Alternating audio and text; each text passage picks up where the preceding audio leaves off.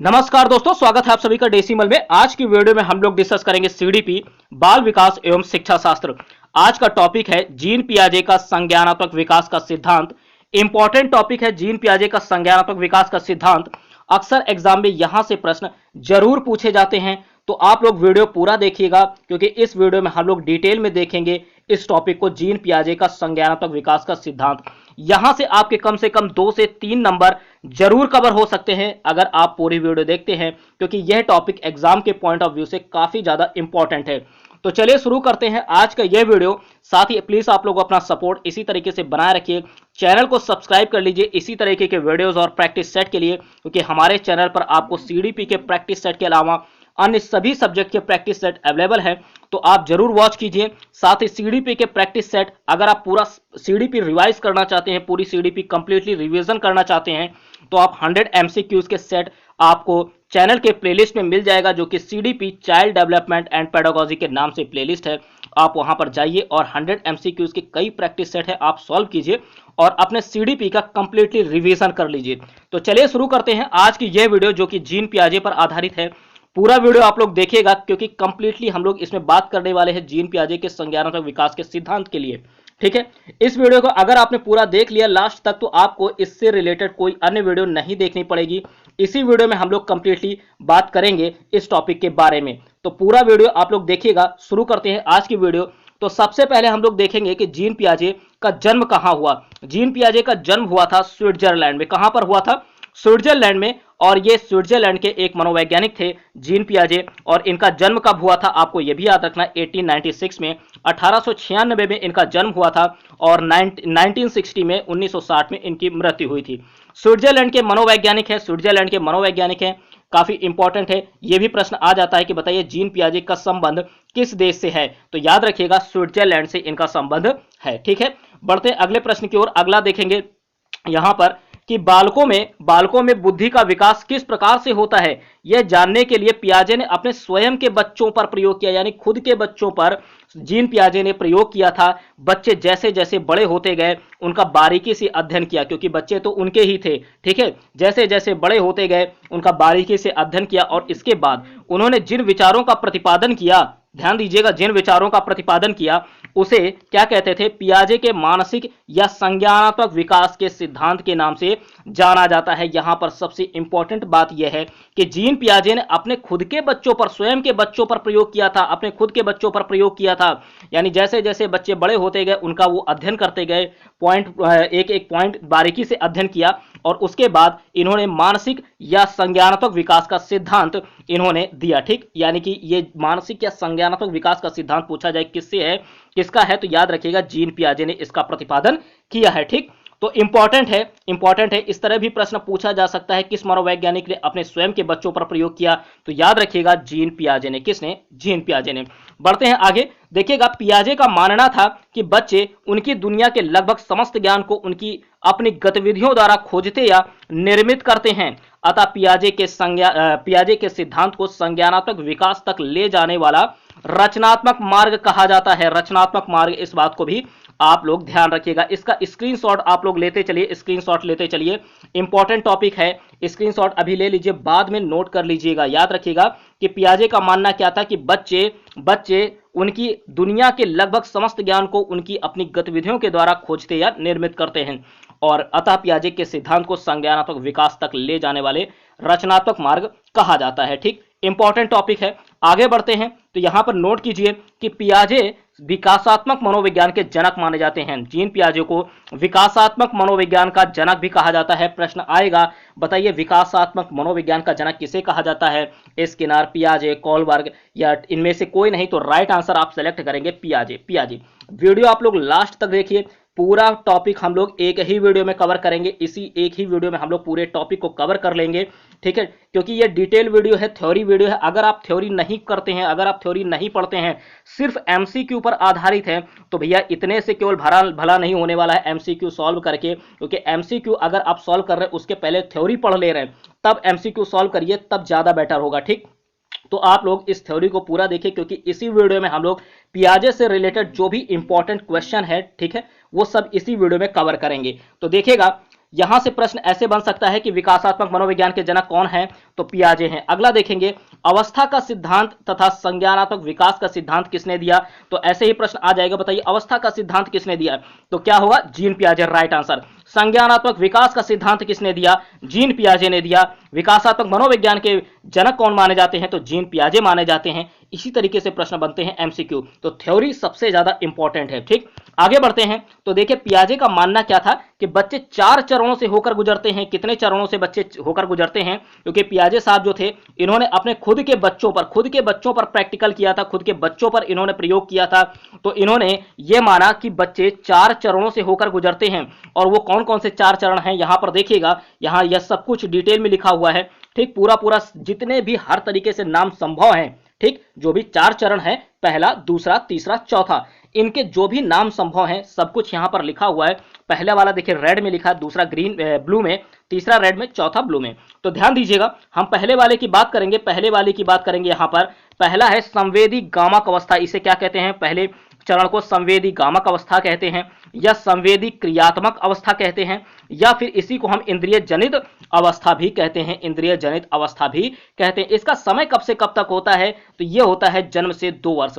ठीक, याद रखिएगा, जन्म से 2 वर्ष तक को संवेदी गामक अवस्था या संवेदी क्रियात्मक अवस्था या इंद्रिय जनित अवस्था। अभी क्यों कहते हैं इंद्रिय जनित अवस्था या संवेदी क्रियात्मक अवस्था या संवेदी गामक अवस्था, इसको हम लोग आगे अभी डिटेल में देखेंगे। ठीक है, लेकिन अभी इन 4 चरणों को आप लोग अपने दिमाग में बिठा लीजिए कि ये 4 चरण होते कौन कौन से हैं। तो पहला हम लोगों ने डिस्कस कर लिया, अब दूसरे की बात करेंगे कि दूसरा कौन सा। दूसरा है पूर्व संक्रियात्मक अवस्था या प्राक संक्रियात्मक अवस्था। ये कब से कब तक का समय होता है, तो याद रखिए 2 से 7 वर्ष तक का समय जो होता है वो पूर्व संक्रियात्मक अवस्था ही होता है या प्राक संक्रियात्मक अवस्था, आप कह लीजिए, दोनों में से कुछ भी कहिए, पूर्व संक्रियात्मक या प्राक संक्रियात्मक। इसका समय होता है 2 से 7 वर्ष तक। कब से कब तक, 2 से 7 वर्ष तक का समय होता है। थर्ड देखेंगे, थर्ड है अमूर्त संक्रियात्मक मूर्त संक्रियात्मक अवस्था। थर्ड क्या है, मूर्त संक्रियात्मक, इसे स्थूल भी कहते हैं, नोट कर लीजिए इसको ऑब्लिक लगा करके, स्थूल संक्रियात्मक अवस्था या मूर्त संक्रियात्मक अवस्था। थर्ड चरण होता है मूर्त संक्रियात्मक अवस्था या स्थूल संक्रियात्मक अवस्था। इसका समय कब से कब तक होता है, यह भी इंपॉर्टेंट है। समय तो विशेष तौर पर याद रखिएगा 7 से 11 वर्ष तक का समय मूर्त संक्रियात्मक अवस्था या स्थूल संक्रियात्मक अवस्था का होता है। ठीक, और चौथा चरण होता है, याद रखिए चौथा चरण देखेंगे, चौथा है अमूर्त, तीसरा मूर्त है और चौथा है अमूर्त संक्रियात्मक अवस्था, या इसी को औपचारिक संक्रियात्मक अवस्था कहते हैं। क्या कहते हैं, अमूर्त के साथ साथ इसका नाम औपचारिक संक्रियात्मक अवस्था अगर आ जाए तो भी आप चौथा चरण ही समझिएगा। और इसका समय होता है 11 से 14 वर्ष। 11 से 14 वर्ष तक के समय को अमूर्त संक्रियात्मक अवस्था या औपचारिक संक्रियात्मक अवस्था कहा जाता है। ठीक, तो ध्यान दीजिएगा कौन कौन से हैं 4 चरण। पहला है संवेदी गामक अवस्था या संवेदी क्रियात्मक अवस्था या इंद्रिय जनित अवस्था। ठीक, 2 से 7 वर्ष, जन्म से 2 वर्ष, पहला जन्म से 2 वर्ष। दूसरा पूर्व संक्रियात्मक अवस्था या प्राक संक्रियात्मक। तीसरा मूर्त संक्रियात्मक अवस्था या इसी को स्थूल। ठीक, और जन्म ये है 7 से 11 वर्ष। और चौथा क्या देखेंगे, चौथा है अमूर्त संक्रियात्मक या औपचारिक, इसका समय होता है 11 से 14 वर्ष। ठीक, तो चारों की बात कर लिए, अब इसके बारे में देखेंगे डिटेल में। तो पहला है संवेदी गामक अवस्था या संवेदी क्रियात्मक अवस्था या इंद्रिय जनित अवस्था। ठीक, इसी को सेंसरी मोटर स्टेज बोलेंगे। जन्म से 2 वर्ष तक का समय होता है। अब इसके बारे में देख लेंगे एक एक पॉइंट कि इस अवस्था में इसको क्यों कहते हैं, ये जो इंद्रिय जनित अवस्था है ना, ये संवेदी गामक अवस्था क्यों कहते हैं, तो देखिएगा कि इस अवस्था में बालक भूख लगने की स्थिति को रोकर व्यक्त करता है। बालक आंख, नाक, कान से सोचता है, इसलिए इसे संवेदी गामक अवस्था या इंद्रिय जनित अवस्था कहा जाता है। ठीक है, और दूसरा पॉइंट यहां पर देखेंगे, दूसरा पॉइंट भी इंपॉर्टेंट है कि बालक जिन वस्तुओं को देखता है, जिन वस्तुओं को भी देखते हैं, सिर्फ उन्हीं का अस्तित्व होता है, यानी उनके सामने से वस्तु हटी और वो उसे भूल गए। ठीक, बालक जिन वस्तुओं को देखते हैं सिर्फ उन्हीं का अस्तित्व होता है। और यह भी याद रखें कि इस अवस्था में बालक भूख लगने की स्थिति को रोकर व्यक्त करता है।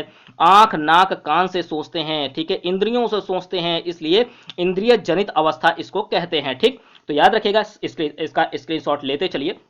सेकंड इसी में देखेंगे, इसी में आगे देखेंगे कि यह जो अवस्था है, यानी पहली ही अवस्था की हम लोग बात कर रहे हैं, पहली कौन सी है, संवेदी वाली। ठीक, संवेदी गामक अवस्था या इंद्रिय जनित, अभी हम लोग इसी में ही बात कर रहे हैं। तो इसमें अगला पॉइंट है, नोट कीजिए कि ये जो अवस्था है ये अनुकरण, स्मृति और मानसिक निरूपण से संबंधित है। इंद्रिय जनित अवस्था जो है ये अनुकरण, स्मृति या मानसिक निरूपण से संबंधित है। अगला पॉइंट देखिए कि मानसिक क्रियाएं जो है ये इंद्रिय जनित गामक क्रियाओं के रूप में ही संपन्न होती हैं, ठीक। और लास्ट वाला पॉइंट हम लोग देखेंगे कि जो गामक क्रियाएं हैं वो कौन कौन सी हैं। खेलना, पकड़ना, लिखना, खेलना, पकड़ना, लिखना, ये सभी गामक क्रियाएं हैं, सभी की सभी गामक क्रियाएं हैं, ठीक। अगले पॉइंट को देखते हैं। सेकंड पॉइंट है, यहां पर नोट कीजिए कि पूर्व संक्रियात्मक अवस्था या प्राक संक्रियात्मक अवस्था, ये सेकंड पॉइंट है, सेकंड चरण है, ठीक है। दूसरा चरण है, सेकंड स्टेज है कि पूर्व संक्रियात्मक अवस्था या प्राक संक्रियात्मक अवस्था।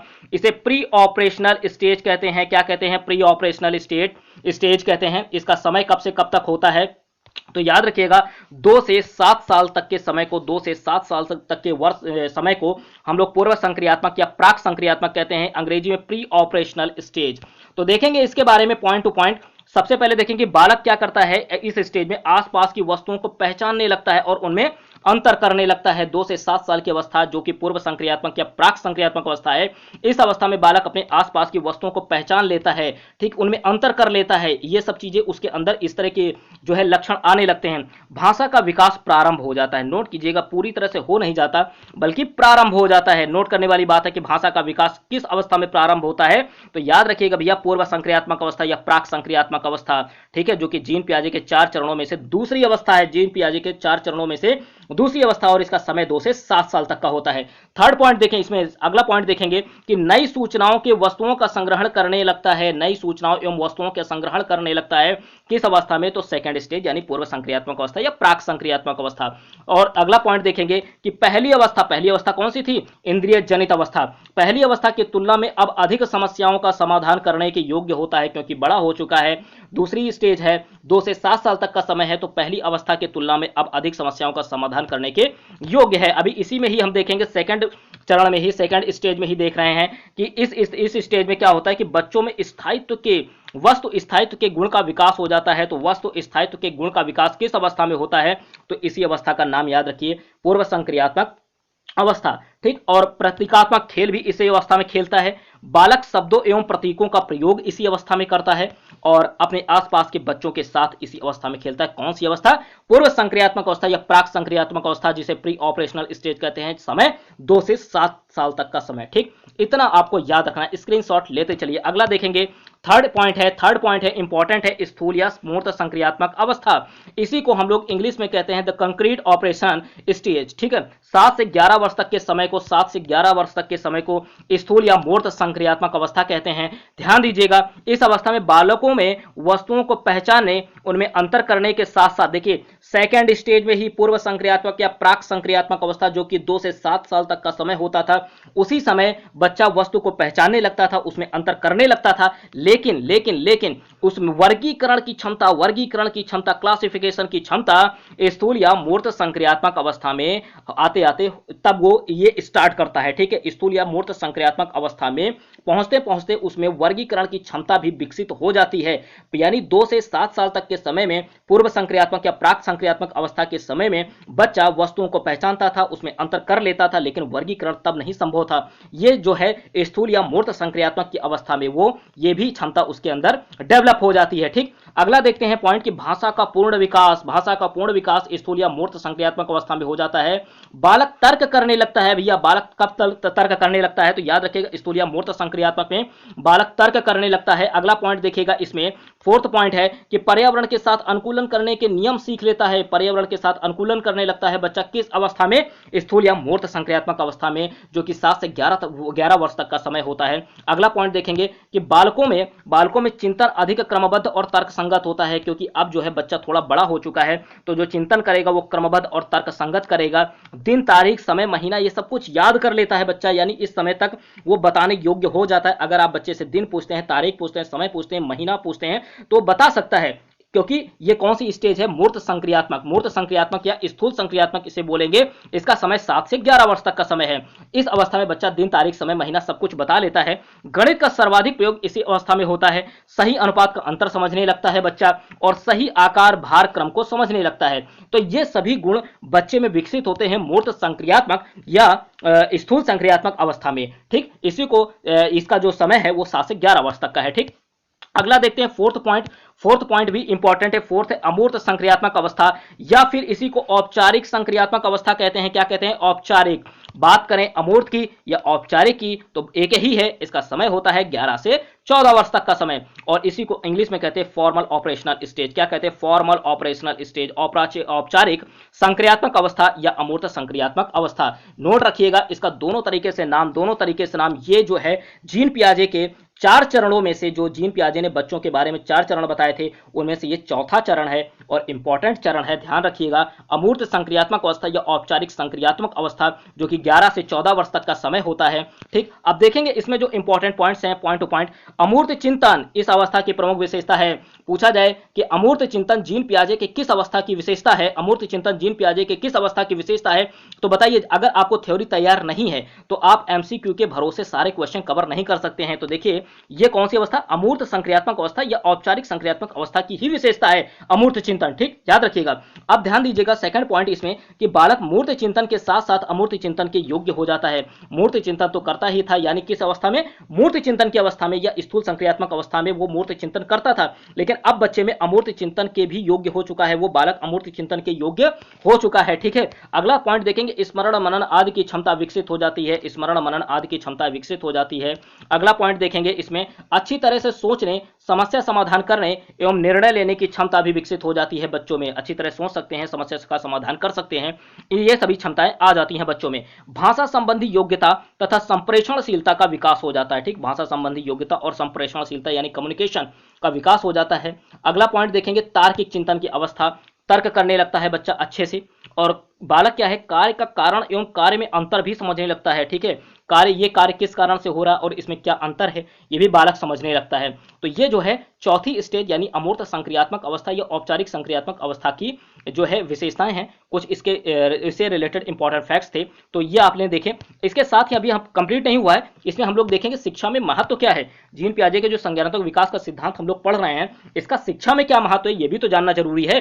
देखिए, इसमें पहला पॉइंट ये है कि शिक्षकों को प्रयोगात्मक शिक्षा एवं व्यवहारिक शिक्षा पर बल देना चाहिए। ठीक है, इसका शिक्षा में महत्व यह है कि जो टीचर हैं उन्हें प्रैक्टिकल करवाना चाहिए। ठीक है, और व्यवहारिक शिक्षा पर बल देना चाहिए, प्रयोगात्मक शिक्षा एवं व्यवहारिक शिक्षा पर बल देना चाहिए, यह शिक्षा में महत्व है। दूसरा देखेंगे कि प्रयोगों के माध्यम से बालकों में नवीन विचार का संचार करना चाहिए। ठीक है, प्रयोगों के माध्यम से बालकों में नवीन विचारों का जो है संचार करना चाहिए। और थर्ड पॉइंट देखेंगे कि शिक्षकों को वाद विवाद प्रतियोगिता का आयोजन करना चाहिए। शिक्षा में महत्व अगर पूछा जाए, ठीक है, जीन पियाजे के संज्ञानात्मक विकास के सिद्धांत के द्वारा शिक्षा में क्या महत्व है, इसका शिक्षा में क्या महत्व है, तो याद रखिएगा कि ये जितने भी पॉइंट्स आपको यहाँ पर दिख रहे हैं, ये सारे के सारे याद रखिएगा। तो देखिए, थर्ड पॉइंट है कि शिक्षकों को वाद विवाद प्रतियोगिता का आयोजन करना चाहिए, ये भी एक इंपॉर्टेंट पॉइंट है। ठीक, अगला देखेंगे इसी से रिलेटेड कि बच्चे अगर गलती करते हैं तो उनको स्वयं सुधारने के अवसर देने चाहिए। ठीक, अगर कोई बच्चा गलती करता है तो उसको सुधारने का उसे मौका देना चाहिए। ठीक, तो बच्चों को गलती करने और उसे स्वयं सुधारने का पर्याप्त अवसर देना चाहिए। अगला पॉइंट देखिएगा यहाँ पर कि शिक्षकों को बच्चों में तार्किक क्षमता बढ़ाने का प्रयास करना चाहिए। ठीक, और फिफ्थ पॉइंट है, देखिए सिक्स्थ पॉइंट है कि पियाजे के अनुसार, नोट कीजिएगा, पियाजे के अनुसार संज्ञानात्मक या मानसिक विकास निरंतर चलने वाली प्रक्रिया है। पियाजे के अनुसार संज्ञानात्मक या मानसिक विकास निरंतर चलने वाली प्रक्रिया है, लगातार चलने वाली प्रक्रिया है। तो ये सभी फैक्ट हैं जो है शिक्षा में महत्व। ठीक, जीन पियाजे के संज्ञानात्मक विकास का जो हम लोगों ने टॉपिक पढ़ा है, इसका शिक्षा में क्या महत्व है, ये सभी 6 पॉइंट आप याद रखिएगा। इससे बाहर कुछ भी आपका जाने वाला नहीं है। जीन पियाजे से रिलेटेड जो भी टॉपिक है, इससे अगर प्रश्न पूछा जाता है तो आपका एक भी प्रश्न बाहर नहीं जाएगा, अगर आप इतनी थ्योरी तैयार रखते हैं तो। इससे रिलेटेड जो इंपॉर्टेंट एमसीक्यूज भी हैं, वो भी मैं आपको जल्द ही अवेलेबल करा दूंगा, जल्द ही आपको उपलब्ध कराऊंगा। तो आप लोग इनके नोट्स जरूर बनाते चलिए। यहां से बाहर एक भी प्रश्न जाने वाला नहीं है, आप लोग इतना समझ लीजिए, एक भी प्रश्न यहां से बाहर जाने वाला नहीं है। पूरी डिटेल में मैंने ये आपको पढ़ाया, पूरे डिटेल में जीन पियाजे के संज्ञानात्मक विकास का जो सिद्धांत है, इसको मैंने पूरा डिटेल में पढ़ाया है। तो आप लोग जरूर इसे नोट रखिए अपने नोटबुक में। और अगर आपको वीडियो पसंद आती है तो लाइक कीजिए, शेयर कीजिए, साथ ही साथ प्लीज आप लोग चैनल को सब्सक्राइब कर लीजिए इसी तरीके के वीडियोस के लिए, क्योंकि आप लोगों का सपोर्ट इंपॉर्टेंट है, आप लोगों का सपोर्ट बहुत ज़्यादा इंपॉर्टेंट है। और आप लोगों ने काफ़ी सपोर्ट किया है, मुझे काफ़ी सपोर्ट किया है, तो प्लीज़ इसी तरीके से सपोर्ट अपना बनाए रखिए। ठीक, चैनल को सब्सक्राइब कीजिए, जमकर सब्सक्राइब कीजिए और साथ ही शेयर भी कीजिए। ठीक है, तो मिलते हैं आपसे नेक्स्ट वीडियो में। Thank you.